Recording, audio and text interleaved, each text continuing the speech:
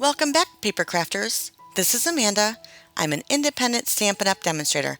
Thanks for taking a few moments out of your day to watch my third video. Today, I'd like to share with you how I took an uninspired card and made it look spectacular.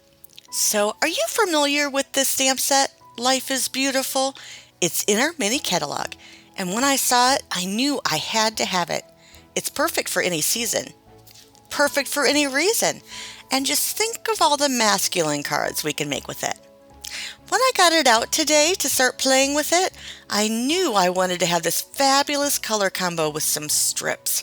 I was so excited. I also knew that I wanted those leaves tri-colored, so I was going to get out my ink daubers and play, and yeah, ta-da! This is what I came up with. Let it soak in, because I know you're scratching your head and thinking to yourself, she's been doing this for 20 years, and this is what she came up with. I mean, all the elements are there. This could be an amazing card. Look at those leaves. Look at that paper stripping. I like the sentiment. I mean, the colors are phenomenal. It's just the ugliest card you've ever seen in your life, right? So I have a question. When you spent an hour and a half and you've tore it all around and this is the best it gets, what do you do?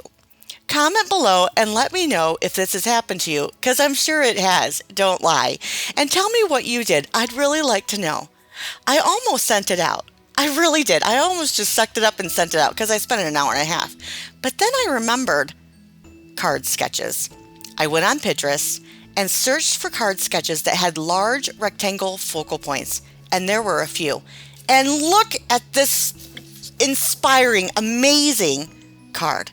It's gorgeous. It's eye-catching. It is visually as good as chocolate. I mean, it is terrific, don't you think? I mean, come on. Tell me now. And I wasn't cheating because card sketches aren't cheating. Anyways, there's another sketch that I also liked, and I thought that I would do the card with you. I'm taking a 8.5 by 11 piece of paper and cutting it down to 7 by 10 because I'm making an A7 card, which is a 5 by 7. Now, you might be asking me, why didn't you just do this card in Bumblebee? And the reason is, I'm frugal. I don't know what else to say. Very Vanilla and Whisper White are cheaper. And since I can only get one card base out of one piece of paper, I always choose Whisper White or Very Vanilla for all my card bases, and then I add the other colors on top to make it look nifty. Okay? All right, I'm good with being called frugal. So I like to paper strip normally on cardstock. It's easier, so much easier paper stripping to mount it to cardstock. It's just so much more difficult to do it this way. But with the height issue, I had to do it on copy paper, and it sucks because as soon as that copy paper gets wet with the glue, it's wimpy. I don't even know what else to say. It tore, it wrinkled, it moved a little bit, and I didn't like it. Not to mention that the Very Vanilla is thinner than the other colors. So I was struggling, but I did it. I did it. See? Looks pretty good, right? And look at those colors. Woo! So I took my pair of scissors and I kind of trimmed off one side, and then I took it in my trimmer and I cut it off, and it looks all beautiful and wonderful, and bam, it's done. And look at those. Look at that on top of that card. Isn't it amazing? I love it. I know I'm going to say amazing a million times, but I'm just so happy with this sketch. So I'm really glad that I used the Stamparatus because I could not get this tree to stamp to save my life. I don't know what happened. I know it stamps well. It really does. It's really easy to stamp, but apparently I could not do it. So I was glad that I used my Stamparatus. Now, for this birdhouse, when doing 3 colors like I'm doing, one for the birdies, one for the house, and one for the twine or the rope, whatever it's hanging on, use your markers. Of course, I didn't want to turn around and use my markers because I was in the mode, in the zone. Is that what they say? Yeah, I was in it.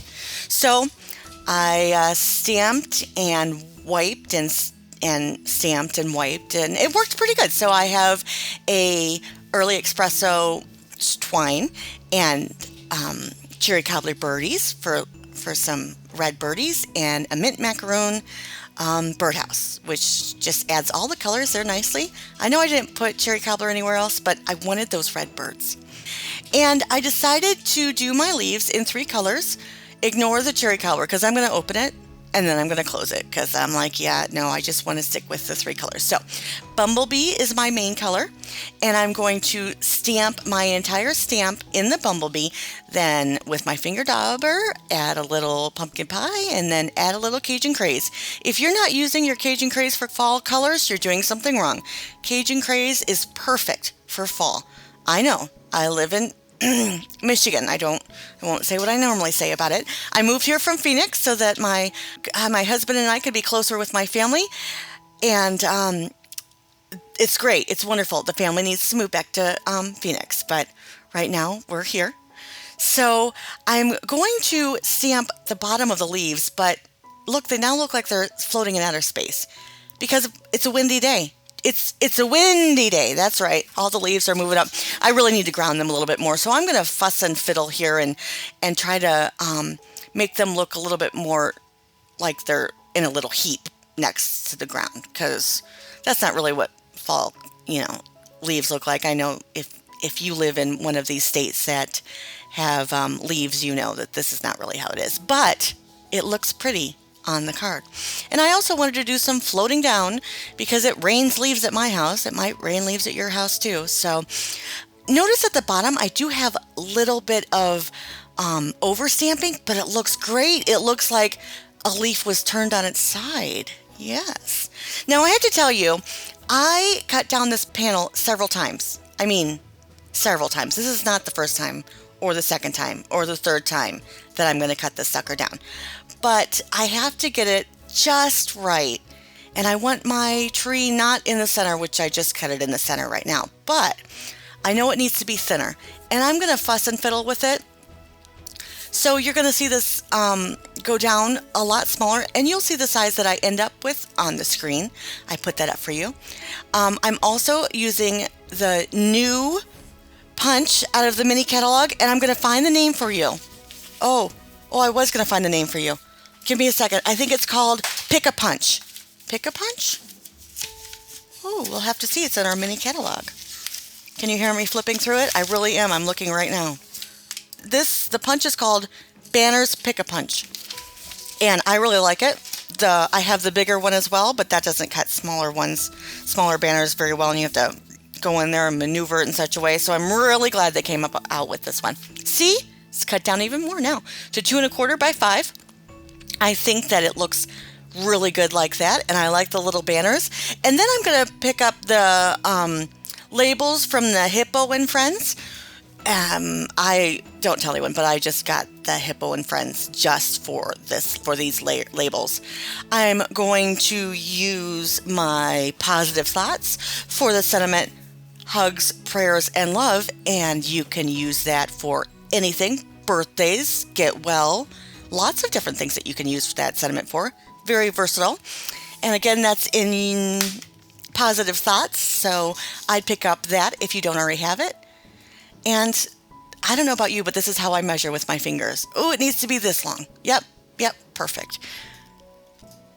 All right, so I'm going to I'm going to plop these two together, and then I'm going to glue everything down, and I think I'll have another great card.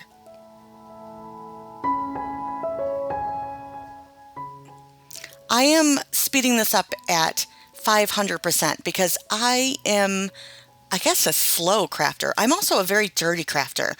My desk looks trash, like a tornado went through it, and I constantly have to clean it up. I wish I was more organized during my crafting, but I am not one of those people that put things away as she goes. When I'm in the zone, I just go for it.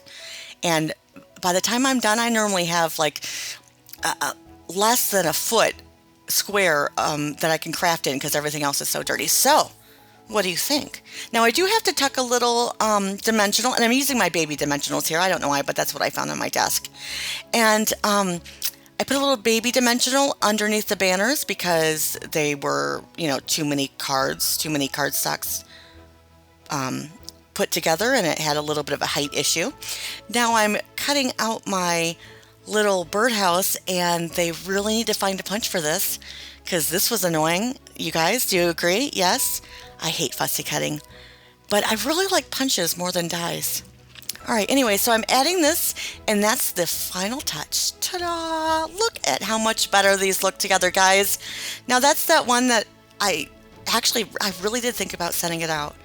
And then here's the 2 upgraded ones. Let me know which ones you like. I'll put everything in the description, including which card sketches I used. Thanks again for your time. Please comment below. I'd love to hear from you. Have a wonderful day. Thanks again.